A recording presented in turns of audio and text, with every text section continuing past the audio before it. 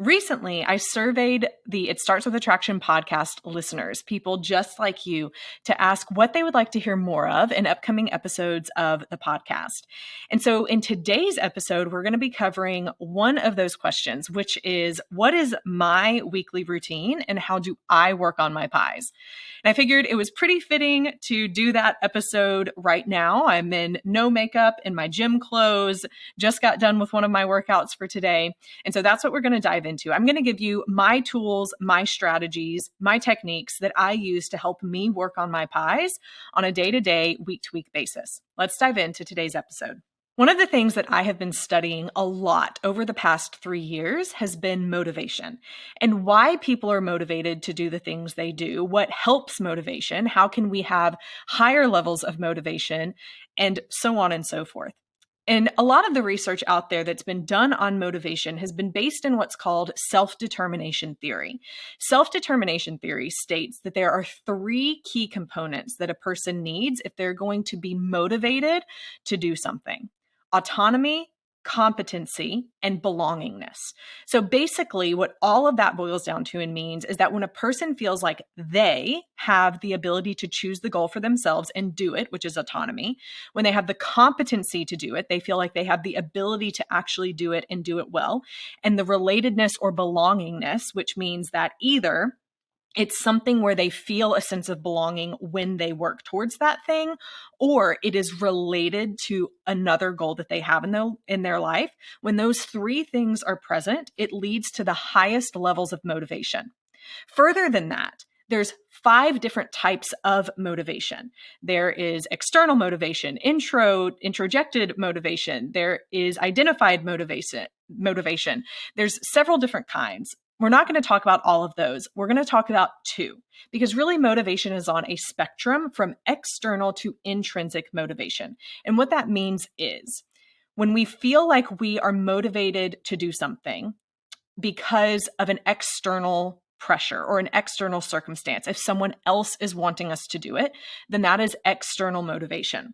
When we feel like we're not in control of what it is, what the actual goal is, it's been something that's been given to us, and we are motivated to do it, but we're doing it out of a sense of obligation or fear of punishment, then that is an external motivation. It can still work to get something done, but the way we feel about ourselves as we're pursuing one of those goals is not nearly as good as the way that we feel about ourselves if it's something that we chose and want to do out of our own volition, which is intrinsic motivation.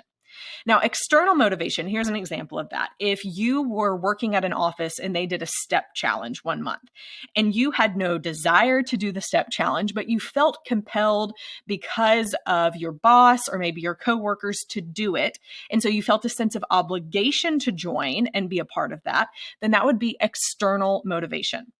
Another example of this could be maybe when you were growing up, you had a parent who forced you to play a certain sport or to take an interest in a certain subject because that's what they wanted you to do. And so because you didn't want to let that person down, you did the thing and you were motivated to do the thing, but it wasn't because you of your own volition wanted to. It was because you didn't want to let someone else down. It's a type of motivation, but it is not the strongest type of motivation. And it does not lead us to feel the best about ourselves when we only pursue motivation that falls under that category, that external motivation. Intrinsic motivation, on the other hand, is something that we want to do because we find joy, pleasure, something that benefits us because of doing that goal or having that habit. And therefore we intrinsically are aligned and motivated to pursue it or to complete it. And we actually end up feeling the best about ourselves when we pursue the goals that we want to pursue and that we have joy pursuing. So as I am talking through how I work on my pies, realize that I have filtered many of my decisions about working on my pies through what is it that I want to do? What is it I enjoy doing? And that's typically how I set up working on my pies. It can be a great place for you to start too. So when it comes to physical, for me, the way that I physically work on my pies is through what I eat, how I move, and how I sleep. So it starts with my sleep. I've talked about this in many other podcast episodes and other things that I've done. I really ensure that I am allowing my body to have 8 to 9 hours a night in bed and sleeping. And I have a whole sleep routine that I have set up. I typically do start my sleep routine. Well, technically it starts in the morning when I get up and get outside and get fresh sunlight in my eyes, which helps melatonin to be able to be produced at the time at night when I need it to be produced. So technically that's when it starts. But in the evening, I really do decompress from work. I completely disconnect from work. I will watch TV with my husband. Right now we're watching Friends. So we'll do that starting around 8:30 after the kids go to bed. And we'll do that for about 30 minutes, maybe an hour. But about 9:30, 9:45 is when we're transitioning into bed and really moving into sleep. And so because I've done that for so long, it's my routine and I really protect my time that I sleep. So I sleep. That's the first way that I work on my PIES. But then when I wake up each morning, I do a couple of things. So first of all, as I said before, I try and get outside for at least 5 to 10 minutes. I used to do a walk every morning, just going outside in the sun, doing a regular walk about 2 miles each day is what I would do. But in the past month or two, I've actually started to do zone 2 training in the mornings. So 4 days a week, we have a treadmill that we got on Black Friday last year, which we just got put together about a month or two ago.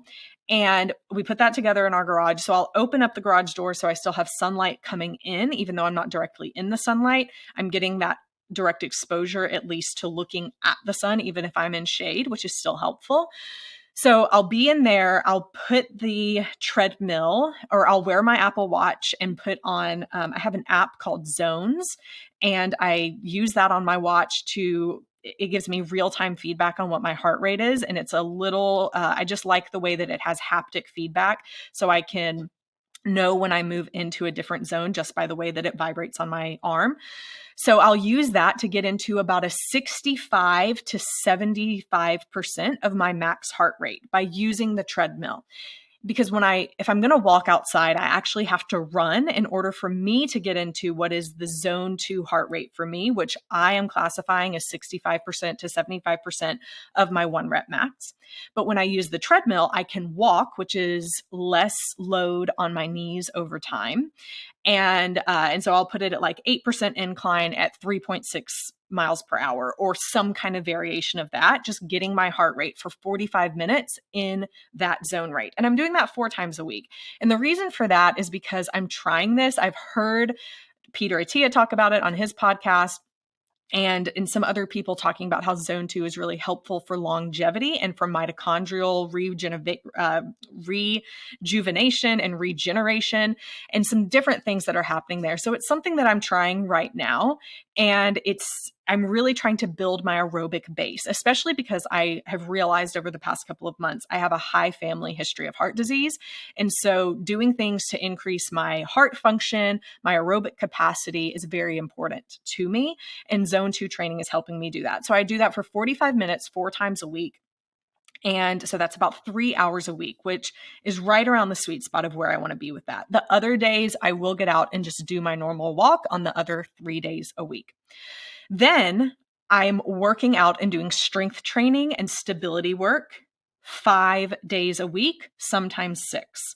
And I really focus right now, the gym that I go to, the programming that we're following is doing lifts. So we're doing deadlifts, we're doing back squats, bench press and push presses with an Olympic barbell. And those are some of my goals. Those are things that I enjoy doing. I love weightlifting. I love lifting a heavy bar.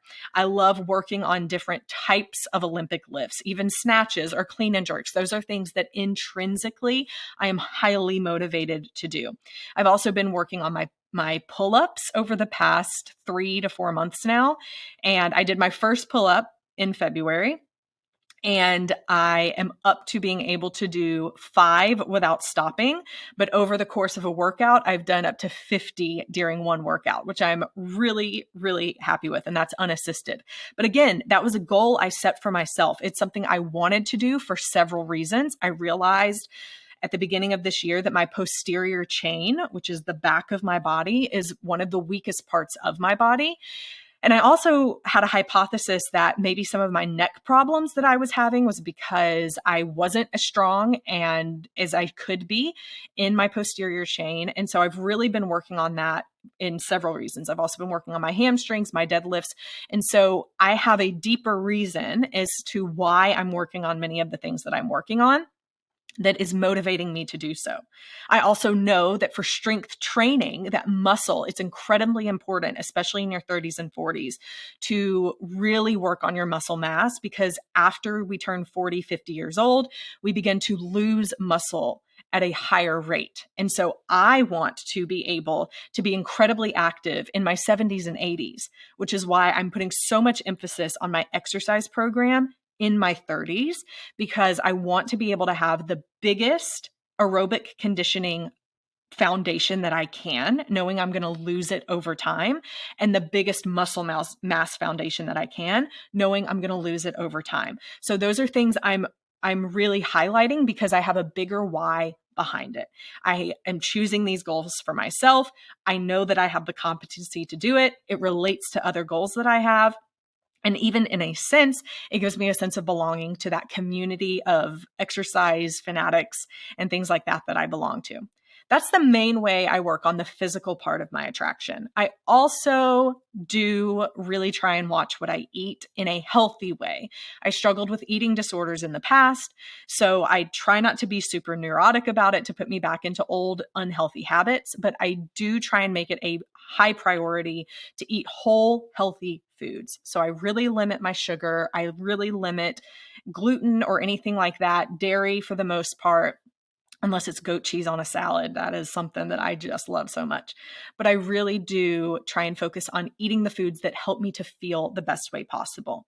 Now, in the past, when I have done diets, when I've done Whole30s, when I have done different programs like Amanda Nybert, I had her on my podcast about a year ago. We'll link to that episode in the show notes. It was a fantastic episode. I did her lean program. It was fantastic, but it's harder for me to stay intrinsically motivated in nutrition than it is in fitness. I am highly intrinsically motivated, all things fitness, and I'm kind of intrinsically motivated in all things nutrition. I love to eat good food. I love healthy food, but probably for me, what I'm most intrinsically motivated by is I want to be able to, I do love eating protein. It's easy for me to hit that 120 grams a day of my protein goal. I love eating fruits and vegetables. I love a great salad. I'm more likely to hit and be motivated to eat those ways when I have help cooking or meal prep and am very proactive in thinking that way. But it's also easier for me to be more intrinsically motivated and enjoy doing it when everyone else in my house is doing so as well. So when my husband and I did the Whole30 a couple of months ago, we both enjoyed doing that together. And at the same time, we don't want to get in a spot, especially with nutrition, when we feel like we have to eat a certain way in order for someone else to love us, that external motivation, which is not the case in what Rob and I were doing in our Whole30. But in general, I think that's where people can easily get to.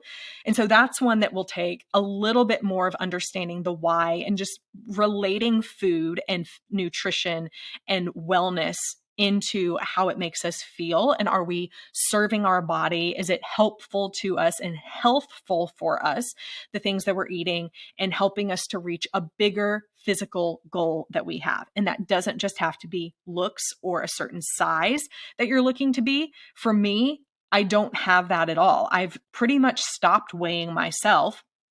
And really, I'm focusing on what's my muscle mass and what's my body fat percentage. I want to be as healthy as I can, despite whatever the number is on the scale. So for me, that's how I stay physically, intrinsically motivated. Now, let's talk about intellectual motivation. Intellectual attraction is all about continuing to learn, continuing to grow, to be interested in things that other people are interested in, so we can continue to be fascinating people to talk to. That's what makes us intellectually attractive. So for me, honestly, a large part of what's taking my intellectual space right now is working on my PhD. And there are a lot of times that I don't have any joy or pleasure or any internal willingness to continue working on it.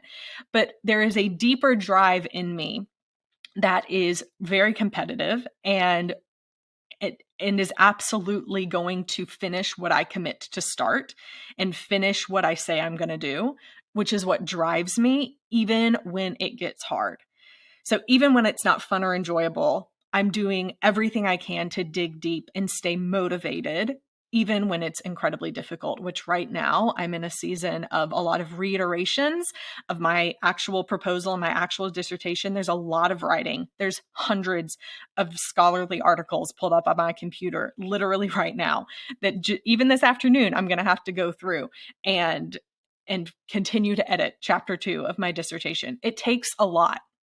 But in general, when we move away from something like that, which actually, before I move away from that, if you have a learning goal like that, a formal education learning goal, then it is still just as important that you choose the ones that in general you are going to love doing, something you love learning.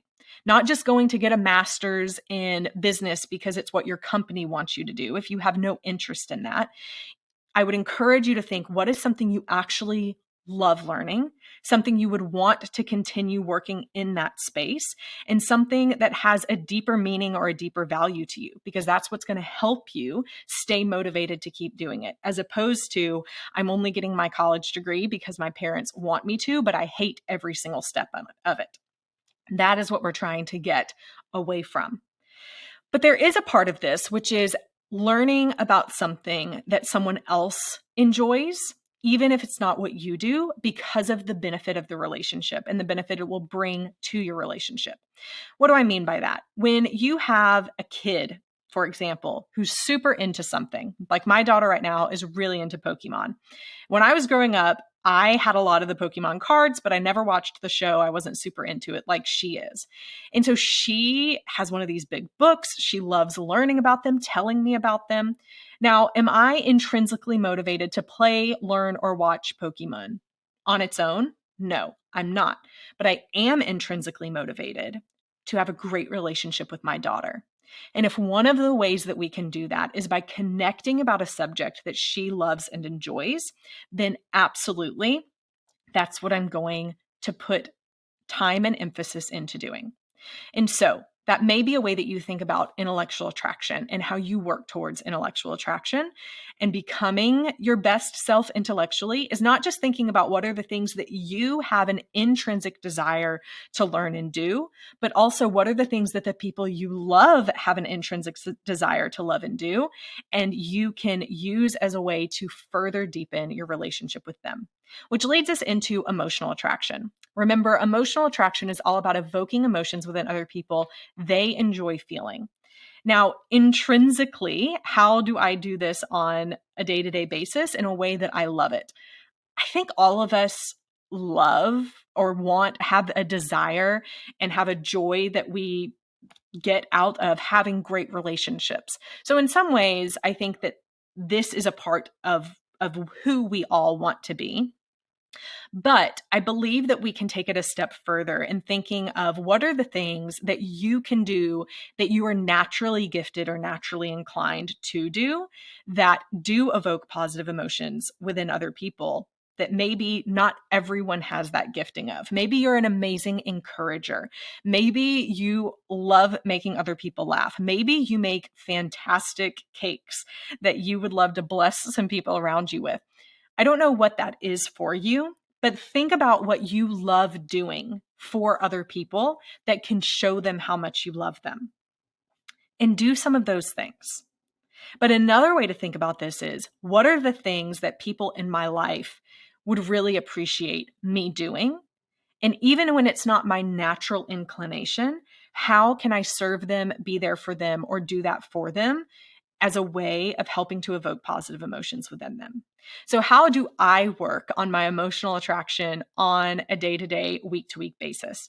Honestly, a big part of it starts with me having a good foundation to start my day so that my mood will be in the right place. My irritability won't show up. My anxiety won't be there. A lot of this looks like me working on my anxiety, which I've talked openly about in this podcast and many other places, because when I allow my anxiety to get a hold of me, I'm not a fun person to be around. It can be very debilitating in many ways, and does make me highly irritable. So if I want to evoke emotions within others that they enjoy feeling, I need to make sure that I am in a good place to be able to be that kind of person that can evoke those emotions. So I do a lot of self-work on a day-to-day basis. I make sure that I spend that time in the morning in prayer, in my Bible, which we'll talk about in the next step, but just filtering through my thoughts, getting rid of my unhelpful thoughts, working towards having more helpful thoughts, and getting my mind in a good place. And then being sensitive to having habits and routines in my day where I intentionally check in with people, asking my kids, how was school today? What was your favorite thing that you learned? What is something nice that you did for someone else? And that being something that we do at night as we're eating dinner together or before we go to bed. I've started doing a thing where when I lay my kids down, every night now that I lay down in bed with them for about 5 or 10 minutes and we just kind of laugh or giggle and I ask them some fun questions to just get us to connect.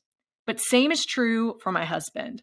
I really have to be sure that I'm taking that intentional time with him on a day-to-day basis, that either before the kids are down for bed, maybe while they're playing around, doing other stuff, or after the kids have gone to bed, that we are spending time just talking to each other, spending that time with each other, that I'm sensitive to his needs during a day, and I am offering him help. How can I serve you? How can I help you? How can I support you in what you're working towards right now? So it really just takes that intentionality of noticing what the people around you, especially the people who live in your home, are struggling with or where they need support, and being willing to lean in and do that for them. I'm trying to do a better job as well of planning time with friends or with my extended family, like my mom and my sister, every week or every month, just going out and having a girls' night or going to yard sales, garage sales, maybe some of the things you call them, and doing that with friends and family as a way to continue to intentionally connect and not just get so lost in work and in my PhD during this season. Going back real quick, another way I work on intellectual attraction is when I'm going on my walks or when I'm doing that 45 minutes in the morning on the treadmill. I love using that time to catch up on my podcast or my audiobooks. And that's a way that I enjoy using that time, and even habit stacking and PIES stacking on working on 2 PIES while having 2 habits happen at once. The final way that we'll talk about is spiritual attraction, living in line with our beliefs and values. For me, I love Jesus, and I really, really need time spent in the Word each day, in the Bible each day. And it's something that, to be completely transparent, I've gotten out of the habit of over the past couple of weeks, maybe even the past month, as there's been a lot of change in our schedule. And I feel it. I notice it. And so for me, it's blocking out that time on a daily basis in the morning, or sometimes I've even tried in the evening, but the morning works best for me, to where I can just sit and read, pray, have some time to reflect on the day, to simply sit in silence with Jesus and hear from him anything that he would like to say to me. It's something that is so important. And it's a way to work on your spiritual attraction. Another way to work on spiritual attraction and having the motivation to do it is finding a way to serve in your community, whether that is by mowing your neighbor's lawn or volunteering at a soup kitchen, or maybe just volunteering at your church, something that you enjoy doing, that gives you energy, that you're excited to do, that you have the competency to do, that you're choosing to do because it's something you want to do, maybe even bringing your kids and your spouse in to do those things with you, is another great way to live in line with your beliefs and values. And again, that might not be something like serving or giving or volunteering at a soup kitchen, may not be something you're doing every single day, but how can you bring it into the cadence of your rhythms and your habits on a weekly or a monthly or a quarterly or a yearly basis? Maybe it's going on a mission trip. Maybe it's something that is a bit further in the future, but you plan for and you get excited for. I know for me, mission trips were a huge part of my upbringing and something that really shaped the person that I am today.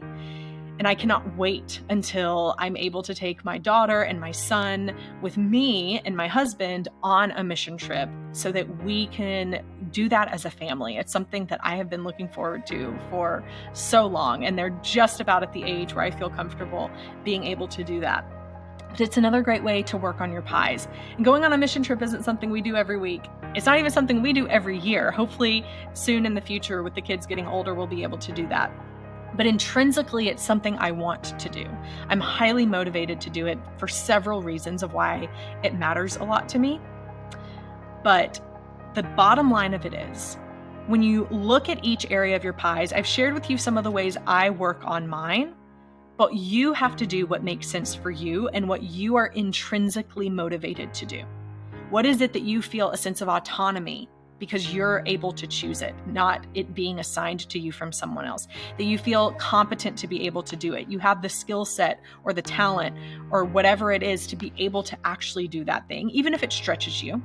And you have the relatedness. It makes sense in light of the bigger goals that you have for your life, or you feel a sense of belonging in the community that it's a part of when you do this. Those are the three things that when they are there tend to have higher levels of intrinsic motivation, which is doing something simply because you want to. You enjoy it and you find pleasure from it. If you use those items to filter your PIES through, then I believe that not only will you work more towards your PIES, but you will have more fun and feel better about yourself as you do it. I hope this episode has been helpful for you. I would love to hear from you. Leave a review if you love listening to the podcast. Those 5-star reviews are always helpful and help get the word of the podcast out to others. But also find me on Instagram, send an email, let us know what you loved about this episode and what you would like to hear more of. Until next week, stay strong.